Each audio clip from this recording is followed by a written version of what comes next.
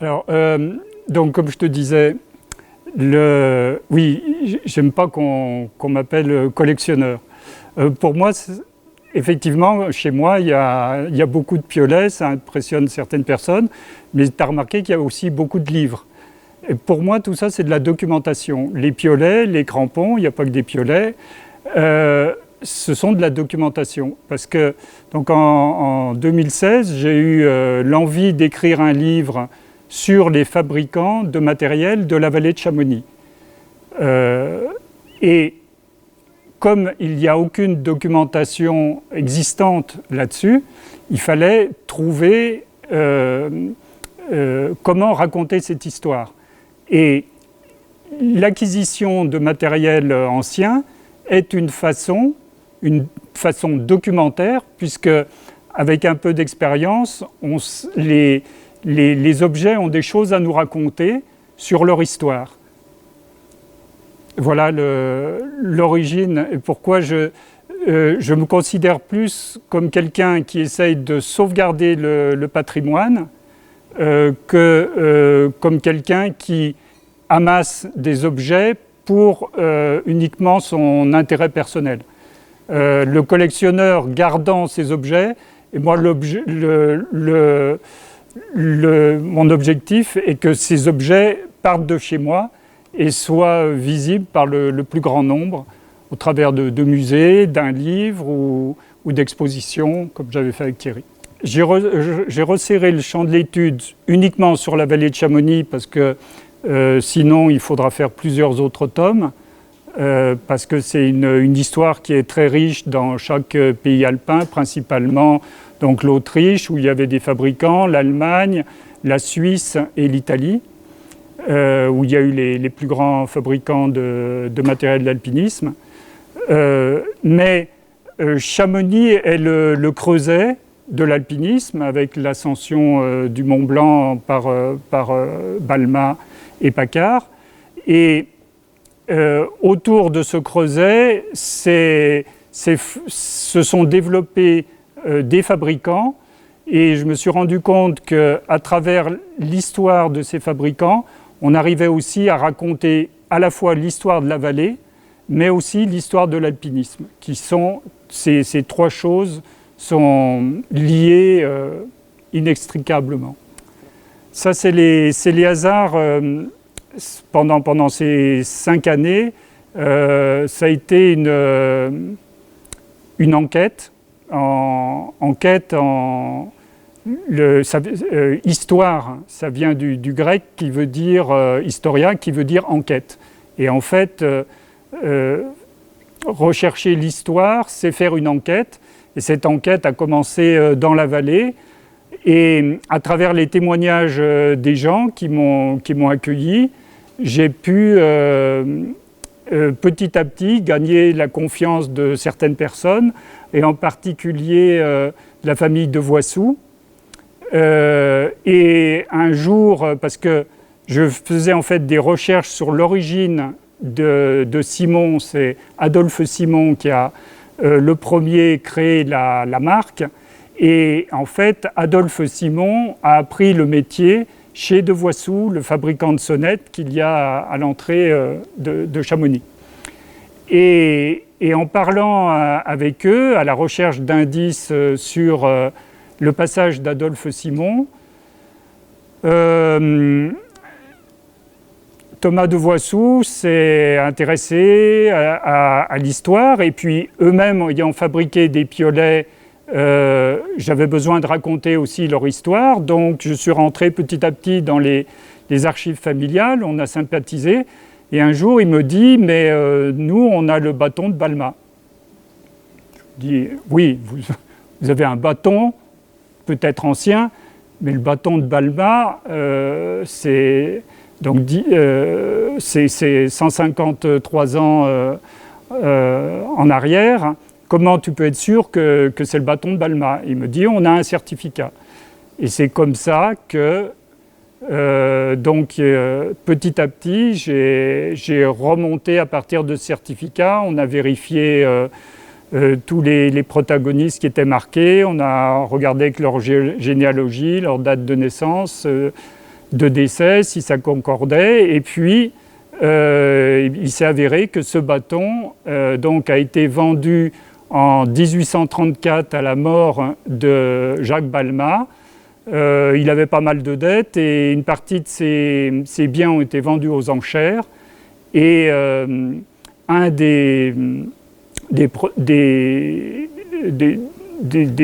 personne de la vallée de Chamonix qui s'appelle Jean-Méril Payot, je ne sais pas si c'est de ta famille, Georges, mais qui était charpentier, a acquis ce bâton. Et quand il a vu ce bâton, malheureusement, la douille, puisque le bout, donc c'est un bâton qui fait 2,70 m de haut, et la douille était fissurée. Donc il est allé voir le forgeron du village de Voissou. Il lui a demandé s'il pouvait remplacer la douille. Sauf que de Voissou est issu, c'était Pierre de Voissou, il était issu d'une famille qui avait participé de la 3e jusqu'à la 5e ascension du Mont Blanc. Tous ses oncles avaient participé, son père et ses oncles avaient participé. Une des filles était mariée avec la fille du docteur Paccard. Donc l'ascension du Mont Blanc, alors que l'alpinisme n'existait pas et que la notion historique de ce bâton ne pouvait pas encore exister, pour lui, ça lui rappelait l'histoire de sa famille, et il a eu l'idée géniale de lui dire « Écoute, ton bâton de Balmat là, qui est fissuré, eh bien, je te l'échange, si tu veux, contre un neuf. Je te donne à la place le même, mais neuf, avec une belle pointe et un beau manche. » Et l'autre a dit bah oui, si tu me donnes un neuf, je ne vais pas garder l'ancien. Et ce qui a été incroyable, c'est qu'ensuite, ce bâton a été gardé pendant 6 générations. Et il a fait 2 brèves apparitions pour le centenaire. Pour le bicentenaire, personne n'en a parlé. Et en fait, c'est qu'avec cette discussion avec Thomas et Martine, sa mère, qu'ensuite on a réussi à le convaincre de mettre son bâton à la disposition du grand public, puisque ça fait partie du patrimoine mondial de l'alpinisme, et il est maintenant visible au musée alpin de Chamonix, où il a été accueilli. L'outil est indissociable de l'alpinisme. Il n'y a pas d'alpinisme sans outil, il n'y a pas d'outil d'alpinisme sans alpiniste. Donc les deux sont étroitement liés. Dans l'histoire, jusqu'à présent, on a surtout focalisé sur l'histoire des alpinistes, mais il y a peu de livres qui abordent l'histoire des outils. Or, les outils ont aussi une histoire à raconter et ils n'ont pas été faits au hasard. Leur forme, tous les éléments des différents outils sont conçus pour répondre à un besoin des alpinistes ou des grimpeurs. Voilà. Et en fait,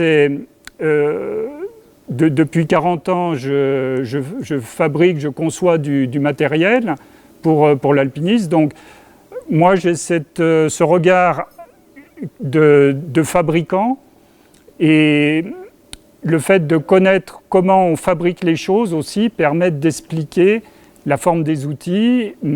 Et je suis aussi, j'ai été guide et j'ai beaucoup pratiqué l'alpinisme. Et donc, en tant qu'utilisateur, je sais aussi comment on utilise ces outils. Donc, ces deux visions réunies permettent d'avoir une vision un peu différente de celle, par exemple, des collectionneurs qui eux veulent avoir, par exemple, l'objet neuf en état super, alors que vous verrez dans ce musée, il n'y a pas un seul objet qui est neuf. Parce que moi, ce qui m'intéresse, ce n'est pas les objets neufs. Les objets neufs, ils n'ont rien à raconter, à part peut-être leur fabrication. Mais moi, ce qui m'intéresse, c'est justement ceux qui ont parcouru l'espace et qui ont parcouru le temps pour nous raconter leur histoire. Il avait, en fait, lorsqu'ils sont allés au sommet du Mont Blanc avec le docteur Paccard, ils n'avaient pas de cordes, ils n'avaient pas de crampons, et ils avaient seulement ce grand bâton de 2,70 m qui avait été en fait développé par les cristalliers et les chasseurs de chamois, parce que il avait un usage qui était très, très multiple, c'est-à-dire qu'il pouvait servir par exemple d'une perche, pour grimper à la perche lorsqu'il fallait franchir un passage de rocher ou une rimée par exemple, donc soit la montée, soit la descente en se laissant glisser dessus. Il pouvait servir surtout à sonder les ponts de neige. Quand les ponts de neige étaient trop fragiles, en le mettant en travers de la crevasse, en mettant deux, il passait dessus en s'appuyant et il faisait un pont. Il servait à descendre en ramasse, il servait à descendre en sorcière, à califourchon dessus lorsque la pente était plus raide. Et après, lorsque les guides ont commencé dès la seconde ascension du Mont Blanc, qui en fait est la troisième avec Saussure, ce grand bâton servait d'appui comme un brancard, c'est-à-dire qu'il y avait un guide devant, un guide derrière qui tenait les deux extrémités du bâton, et le client s'appuyait sur le bâton, et le bâton était côté du vide, donc ça le protégeait. Et donc il remplissait le rôle de la corde aussi. C'est ce qu'on appelait un bâton du milieu. Donc un simple morceau de bois comme ça, en fait, avait des usages multiples. Et ce qui est intéressant à remarquer, c'est qu'aucun collectionneur, aucun musée alpin n'a ces grands bâtons de 2,70 m, voire même ça allait jusqu'à 3,20 m, alors qu'ils sont dans les gravures d'époque, on les voit très bien, sans doute parce que c'était un simple morceau de bois, qu'il était encombrant et qu'ils ont disparu, ils sont passés au feu vraisemblablement.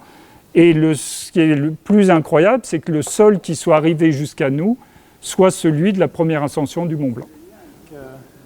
Quand on s'est vu, que tu m'as proposé effectivement d'intervenir sur la conception graphique du livre, évidemment, c'était enthousiasmant pour moi, et de par le fait que j'adore l'édition et le sujet, puis le sujet est devenu un peu familier, puisqu'on avait déjà avec Denis pas mal œuvré sur beaucoup de matériel qui nous a servi à créer déjà ce premier livre-là, qu'on a fait en 2018. C'était pas un livre, hein, c'était surtout c'est un livre quand même, mais après il est beaucoup moins, évidemment, il y a beaucoup moins de contenu que dans celui-ci, mais voilà. Donc j'avais déjà beaucoup discuté avec Denis, et j'avais déjà beaucoup discuté avec Denis, et la trame, l'histoire de cette saga autour de la famille Simon des fabricants de piolets, on l'avait déjà, moi en tout cas je l'avais déjà bien digéré, et c'est vrai que ce projet-là, je le portais déjà d'une certaine façon, avec toute une partie que je ne connaissais pas, puisque c'est après,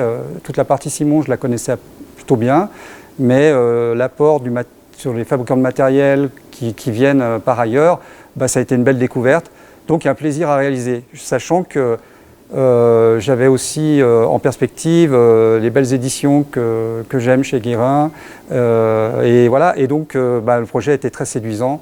Je savais qu'il fallait laisser de la place au visuel le plus possible, sachant qu'il y allait avoir beaucoup de contenu, puisque ce livre délivre énormément de contenu, et c'est pour ça qu'il existe, et que la place des quelques visuels était importante, parce qu'elle donnait effectivement un peu de jus de ce qu'on avait mis là, mais avec aisance, parce qu'effectivement on reposait quasiment toute l'histoire sur de l'iconographie. Donc voilà, l'idée c'était de différencier un tout petit peu, de faire plusieurs strates de visuels. Les visuels qui sont descriptifs, très nécessaires à comprendre l'histoire, qui viennent s'appuyer sur l'écriture, donc qui participent à la compréhension. Et puis des visuels plus voilà, pas décoratifs, parce que c'est pas le mot, mais qui viennent vraiment amener de l'émotion et de l'histoire, les belles photos qu'on met en scène autour des archives qui ont été prêtées, qui sont fabuleuses. Et puis la réalisation de quelques visuels qui servaient à remettre redater l'ensemble du livre. Et puis le visuel de la couverture, effectivement, qu'on m'a proposé de réaliser, qui était pour moi un grand bonheur, quoi. Voilà. C'est ma main.